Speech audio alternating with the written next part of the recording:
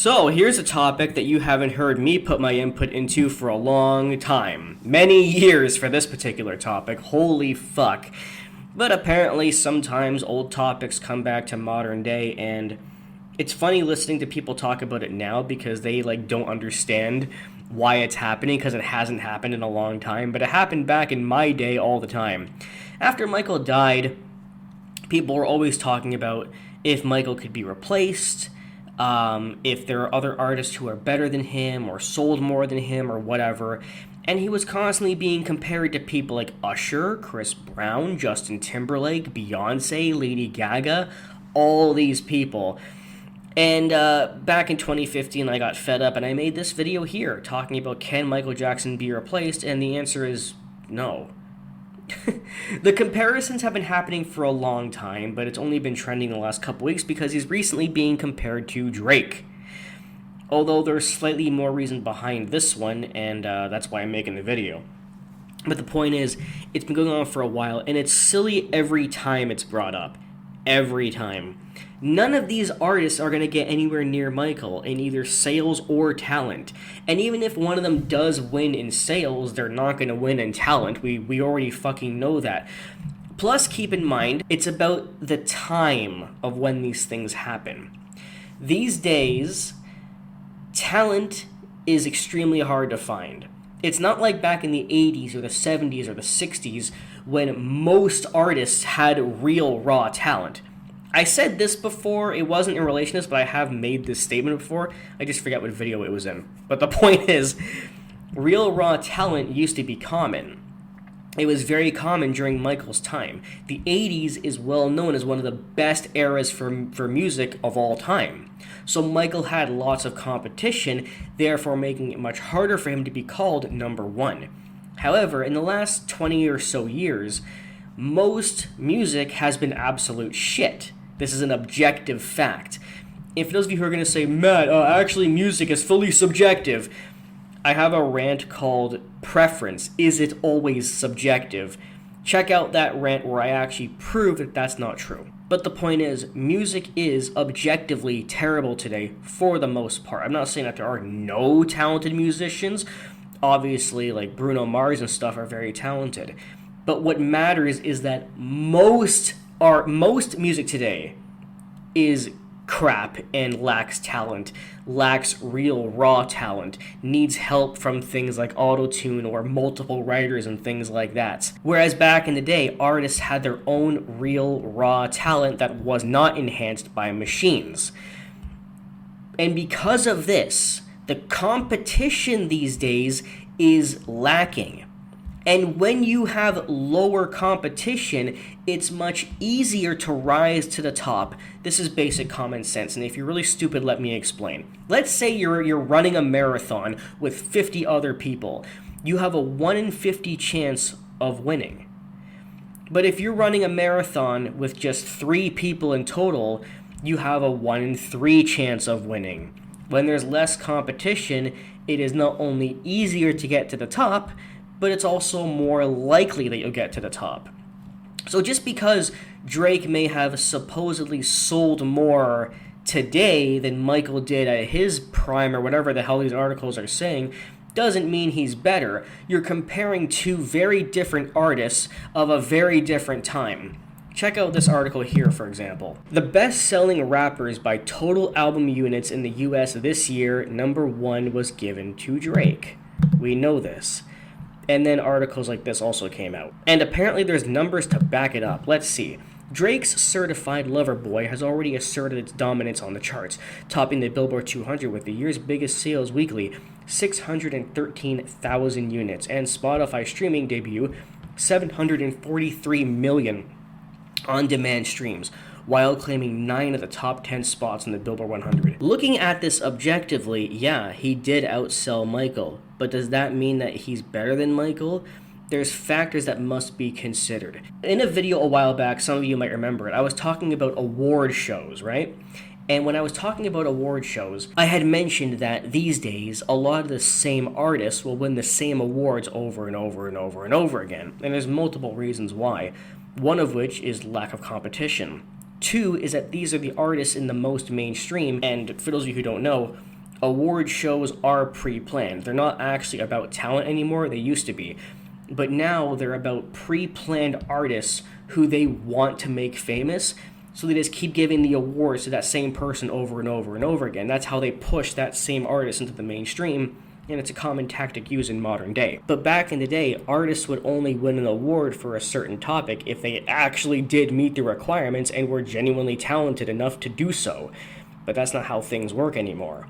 And in that video, whatever it was, I had also stated that if you had put an artist of today into an award show from the 80s, they would not win a single award. This applies to Drake, Rihanna, Chris Brown, Usher, Beyonce, Lady Gaga, etc., Katy Perry, Justin Bieber, all these people. If you were to put them, all of these artists who will win like 10 awards in modern day, if you put them into an award show from the 80s, they wouldn't win once. For again, multiple reasons. One, award shows required talent back then, not just a popularity contest. Two, because there was so much more competition. They weren't just fighting against themselves like they are now. There would be many 80s artists like Michael Jackson and other very talented artists, if you put them in an award show from the 70s or 60s or whatever, where they would have to beat them out. Of course, it's easy for Drake to be considered good when he's being compared to fucking like Chris Brown or something. But if he was in the 80s being compared to like Michael Jackson, or in the 70s being compared to like James Brown or Rod Stewart or something, or the fucking Eagles or the Beatles or the Rolling Stones or fucking Elvis, if he was being compared to them, do you really think he'd win a single fucking award? This is why people are so dumb when they say, well, he's outselling him now, so he must be better. No, he's outselling him now because he no longer exists in this time, this multi-dimensional vortex that we are currently living in. It is the modern 2021 day. That's why he's winning, because he's not competing against people who have real raw talent. It doesn't exist anymore. It doesn't. That's why he's able to win. But even on the face of it, doing the comparison is stupid. Why? Because they're very different artists with very different styles, and like everything here is fucking different. This, like I said in the beginning of the video, this has been going on for years. It's almost like they're not even caring about if somebody actually did surpass Michael. But instead what they're doing is they want somebody to surpass Michael, so they're just pointing anybody. Oh, was it Beyonce? No, fuck. Justin Bieber, did he surpass Michael? Oh, no, okay. Drake? Like, they're deliberately trying to find somebody to surpass Michael. Not that it actually happened and they're just simply stating it, but they're like trying to find somebody. And I don't know if you guys have seen this video here that I made, Can Michael Jackson Be Replaced?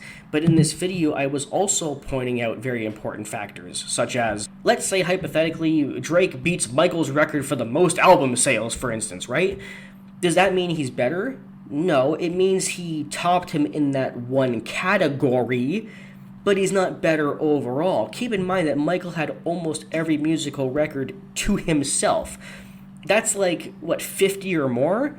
Just because he's beaten in one category doesn't mean he's beaten in the other 49 categories. Michael would still win overall, right? And I said that in this video, but in more detail. Go watch it to see what I'm trying to say. But to summarize, yeah, beating an artist in one category doesn't make you better because that artist still has the lead in all the other categories.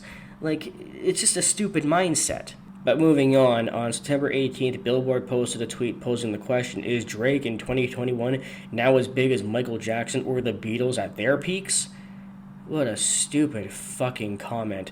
And you know what, too? It brings up another point in my mind as well, is just how easy it is now for artists to get sales. That's another factor that people are ignoring.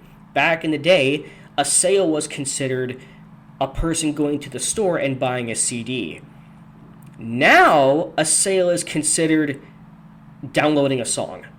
It is so much faster and easier to download a song than it is to go to the store and have to buy a physical CD. So that's another very important factor. Just because they're able to make more sales, because it's much easier to get sales, doesn't mean that the artist is better or more talented and is replacing a fucking legend. It doesn't mean that. People are not adapting to the times at all. That today there's less competition and it's easier to make sales. Like, just be like, if I hand you a silver spoon, you can't say to me, I worked hard and got a silver spoon. Look, I have a silver spoon.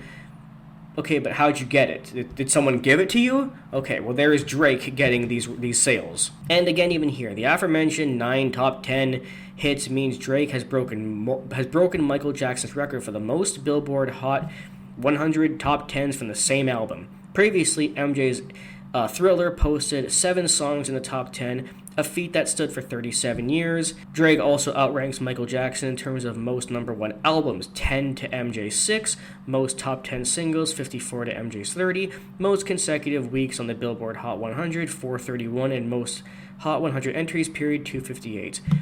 And again, it comes right back to the simple question and fact. Would this happen if Drake was in the 80s? No, it fucking wouldn't. And imagine what Michael's numbers would be if he released albums like Thriller, Bad and Dangerous in 2021. Think. You have to adapt to the times. Sure, the numbers are higher and we can objectively see that. But if you look at the artist's raw talent and the competition that Michael had in the 80s and the competition that Drake has in 2021, there is no fucking comparison. And you are stupid if you think there is.